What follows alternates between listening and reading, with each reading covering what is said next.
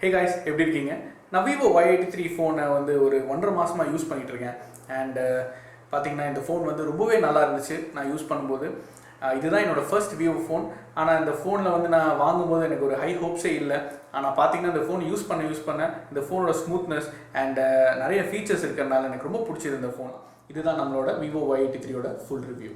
இந்த ஃபோனோட specifications R unboxing video பார்க்கணும் அப்படின்னு நினச்சிங்கன்னா நீங்கள் இந்த கார்டில் இருக்கிற லிங்க் கிளிக் பண்ணி இந்த வீடியோவை பார்க்கலாம். நாங்கள் இதுக்கு ஒரு செப்பரேட் வீடியோவே பண்ணியிருக்கோம். இந்த வீடியோவில் நம்ம வந்து 30 நாளில் என்னென்ன நல்ல விஷயம் பார்த்தோம், என்னென்ன கெட்ட விஷயம் பார்த்தோம் அப்படிங்கிறத மட்டுமே டீல் பண்ண போகிறோம். ஃபர்ஸ்ட் நம்ம டிசைனை பார்த்துட்டோம் அப்படின்னு சொன்னால் இந்த ஃபோனோட பின்னாடி வந்து ஒரு சாஃப்ட் பிளாஸ்டிக் கொடுத்துருக்காங்க. 1.5 மாதத்துலேயே என்னோட ஃபோனோட பேக் வந்து ஸ்க்ராச்சஸ் வந்துடுச்சு. ஸோ இந்த ஸ்க்ராச்சஸ் வந்து டீப்பாக இல்லைனா கூட கண்டிப்பாக விசிபிளாக தெரியுது. ஸோ இதுக்கு நம்ம வந்து ஒரு கேஸ் போட்டு தான் ஆகணும். அண்ட் ஒன் மோர் திங் என்ன அப்படின்னு சொன்னால் இந்த ஸ்க்ரீனோட ஃப்ரண்ட் வந்து கொரில்லா கிளாஸ் ப்ரொடெக்ஷன் கிடையாது, எங்கேயுமே மென்ஷன் பண்ணலை. ஸோ அதனால் நீங்கள் இதுக்கும் ஒரு ஸ்க்ரீன் ப்ரொடெக்டர் போடுறது ரொம்ப நல்லது.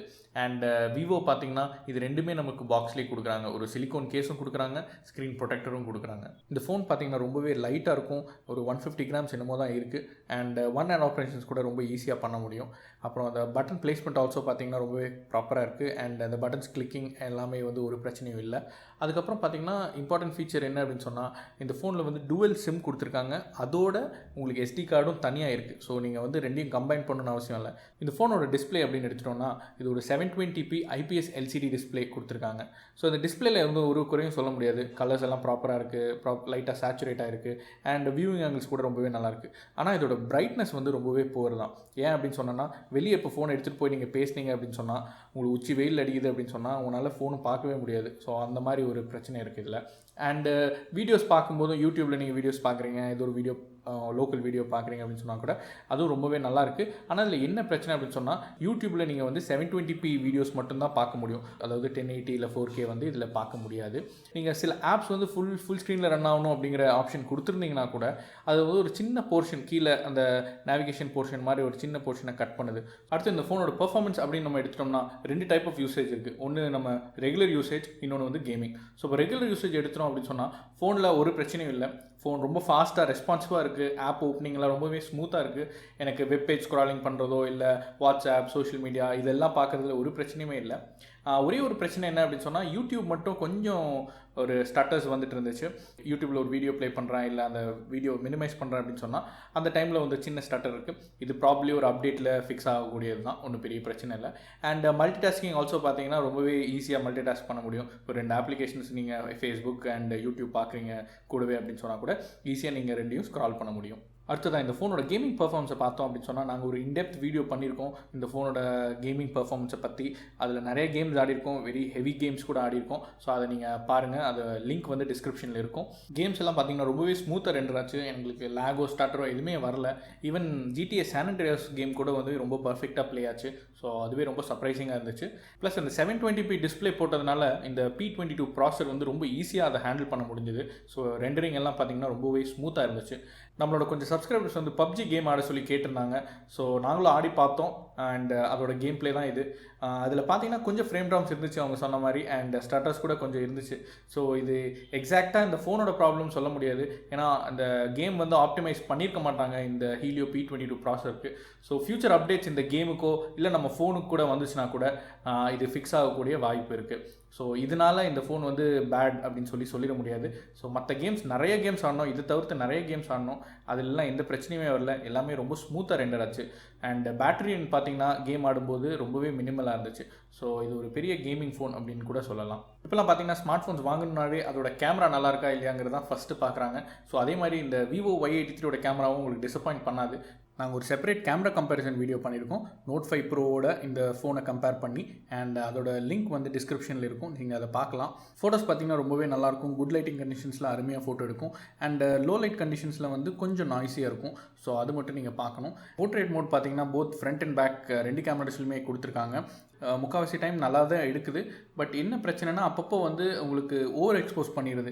ஸோ இமேஜ் ஓவர் எக்ஸ்போஸ் பண்ணதுனால உங்களுக்கு வந்து பேக்ரவுண்டில் எதுவுமே தெரியாத மாதிரி ஒரு ஒயிட் பேக்ரவுண்ட் இருக்கிற மாதிரி இருக்குது. ஸோ அது மட்டும் அவங்க ஒரு சாஃப்ட்வேர் அப்டேட்டில் சரி பண்ணாங்கன்னா ரொம்ப நல்லாயிருக்கும். ஃபோனோட வீடியோ கேப்பபிலிட்டி பார்த்தோம் அப்படின்னு சொன்னால் இதில் 4K எடுக்க முடியாது, வெறும் 1080p at 30 fps தான் எடுக்க முடியும். அண்ட் இன்னொரு விஷயம் நான் நோட் பண்ணது என்னென்னா வீடியோ எடுக்கும்போது உங்களால் ஆட்டோ ஃபோக்கஸ் எனேபிள் பண்ண முடியாது. ஸோ நீங்கள் டேப் டு ஃபோக்கஸ் தான் பண்ணி ஆப்ஜெக்டை ஃபோக்கஸ் பண்ணணும். ஸோ அது ஒரு டவுன் சைடு நான் பார்த்தது. And camera opening time lock ஸ்க்ரீனில் ஆகட்டும் இல்லை ஆப்பை கிளிக் பண்ணுறீங்கனாகட்டும் அது ரொம்ப ஃபாஸ்ட்டாகவே நடக்குது. ஸோ அதில் ஒரு ப்ராப்ளமும் இல்லை. அண்ட் இதில் நிறைய மோட் கொடுத்துருக்காங்க. பேனரோமா மோடு, அதுக்கப்புறம் ப்ரொஃபஷனல் மோடு, இந்த மாதிரி நிறைய மோட்ஸ் இருக்குது. அண்ட் இந்த ப்ரொஃபஷனல் மோட் ரொம்பவே ஃபீச்சர் ரிச். நிறைய விஷயம் நீங்கள் கண்ட்ரோல் பண்ணலாம். ஷட்டர் ஸ்பீடு, ஐஎஸ்ஓ, அப்புறம் எக்ஸ்போஷர் எல்லாமே கண்ட்ரோல் பண்ணலாம். ஸோ அது ரொம்பவே நல்லாயிருக்கு. ஸோ இந்த ப்ரைஸுக்கு இந்த ஃபோனோட கேமரா வந்து ரொம்பவே அருமையாக இருக்குன்னு தான் சொல்லணும். நெக்ஸ்ட் நம்ம பார்க்க போகிறது இந்த ஃபோன்லேயே எனக்கு ரொம்ப பிடிச்சமான விஷயம், அதான் இந்த ஃபோனோட ஓஎஸ். இந்த ஃபோன் பார்த்தீங்கன்னா ஃபன் டச் ஓஎஸில் ரன் ஆகுது. அண்ட் இந்த ஃபோன் வந்து Android Oreo 8.1 on top of that அதை கொடுத்துருக்காங்க. அண்ட் நான் அதை டெஸ்ட் பண்ண வரைக்கும் எனக்கு இது ரொம்பவே பிடிச்சிது. இந்த ஓஎஸ் ரொம்ப ஸ்மூத்தாக இருக்கும். ஸ்டார்டர்ஸ்லாம் பெருசாக இல்லை, ஆப் கிராஷஸ் கூட ஒன்றும் பெருசாக இல்லை. ஸோ அதனால் ரொம்பவே ஸ்மூத் ஓஎஸ். நான் அது மாதிரி விவோ ஓஎஸ் இந்த அளவுக்கு இருக்கும்னு நினைக்கல, பட் ரொம்பவே நல்லா இருந்துச்சு. அண்ட் அப்டேட்ஸ் இந்த ஓஎஸ்க்கு பார்த்தீங்கன்னா மந்த்லி ஒரு அப்டேட் கண்டிப்பாக வந்துடும். அண்ட் இது வந்து கேமரா இம்ப்ரூவ்மெண்ட்டாக இருக்கட்டும், பேட்டரி இம்ப்ரூவ்மெண்ட்டாக இருக்கட்டும், சம்டைம்ஸ் எனக்கு ப்ளூடூத்தில் கூட பிரச்சனை இருந்துச்சு, அந்த இம்ப்ரூவ்மெண்ட் கூட நடந்துச்சு. ஸோ இது எல்லாமே வந்து அவங்க அப்டேட்ஸ் வந்து டைம்லேயே கொடுக்குறது வந்து ரொம்பவே நல்லது. அண்ட் இந்த ஓஎஸ் நீங்கள் பார்த்தீங்கன்னாவே தெரியும், iOS அப்படியே ரெசிம்பிள் பண்ணுற மாதிரி இருக்கும். கேலண்டர் ஆகட்டும், டயலர் எல்லாமே iOS ரிலேட்டடாகவே இருக்கும். அண்ட் இதில் ஆப் ட்ராவர் கிடையாது. ஸோ ஹோம் ஸ்க்ரீன்லேயே உங்களுக்கு எல்லா ஐகான்ஸும் வந்துடும். ஆப்பிள் iPhone 10 மாதிரி ஸ்வைப் நேவிகேஷன்ஸ் இந்த ஃபோனில் கொடுத்துருக்காங்க. நானும் அதை ட்ரை பண்ணி பார்த்தேன். அண்ட் அது ரொம்பவே சூப்பராக ஒர்க் ஆச்சு. இதில் பார்த்தீங்கன்னா 3 பார்ஸ் கொடுத்துருப்பாங்க கீழே இண்டிகேட் பண்ணுறதுக்கு 3 ஃபங்க்ஷனை. என்ன ஃபங்க்ஷன் அப்படின்னு பார்த்தீங்கன்னா, மிடில் ஸ்வைப் பண்ணிங்கன்னா home button, and middle swipe and hold வந்து உங்களுக்கு ரீசெண்ட் ஆப்ஸுக்கு போகும். லெஃப்ட் ஸ்வைப் வந்து உங்களுக்கு குவிக் டாகிள்ஸுக்கு போகும். குவிக் டாகிள்ஸ் வந்து சும்மா சாதாரணமாக இல்லாமல் இதில் ரீசெட் ஆப்ஸும் லோட் ஆகும். இந்த ஆப்ஸை நீங்கள் ரிமூவ் பண்ணலாம் மெமரியிலேருந்து, இல்லை இந்த ஆப்ஸை லாக் பண்ணலாம். ஸோ தட் கிளியர் பண்ணும்போது மெமரி விட்டு போகாமல் இருக்கிறதுக்கு.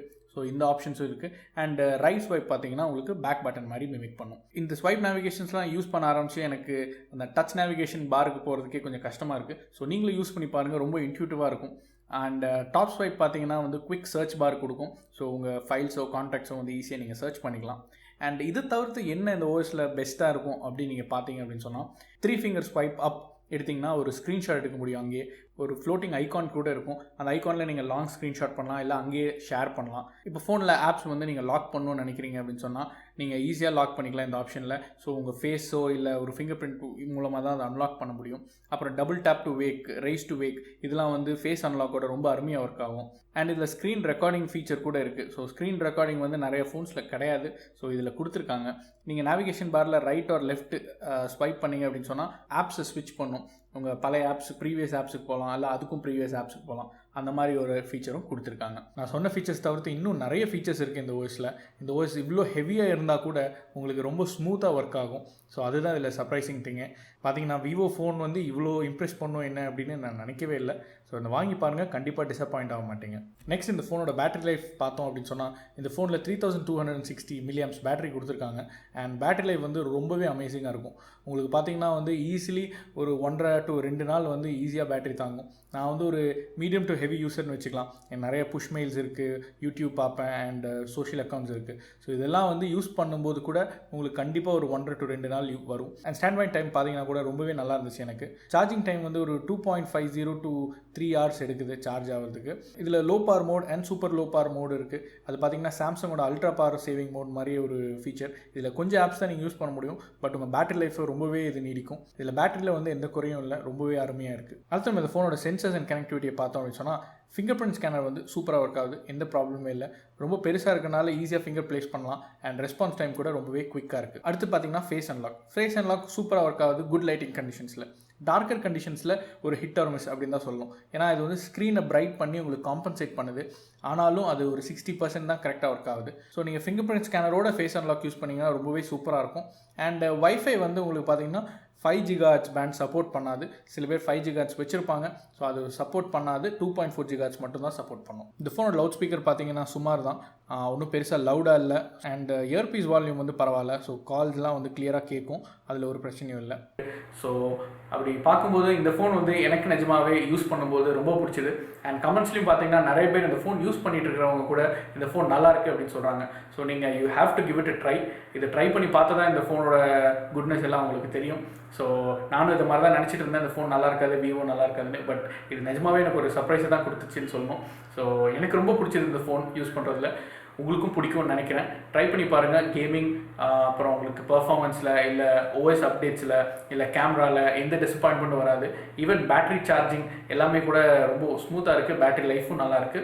அண்ட் மந்த்லி அப்டேட்ஸ் உங்களுக்கு கொடுக்கறனால உங்கள் செக்யூரிட்டி பேட்ச் லெவலும் இன்க்ரீஸ் ஆகிட்டே இருக்குது. So that's again a good thing. So இந்த ஃபோன் வாங்குங்க, யூஸ் பண்ணி பாருங்கள். உங்களுக்கு பிடிச்சிருந்தா கமெண்ட்ஸில் மென்ஷன் பண்ணுங்கள்.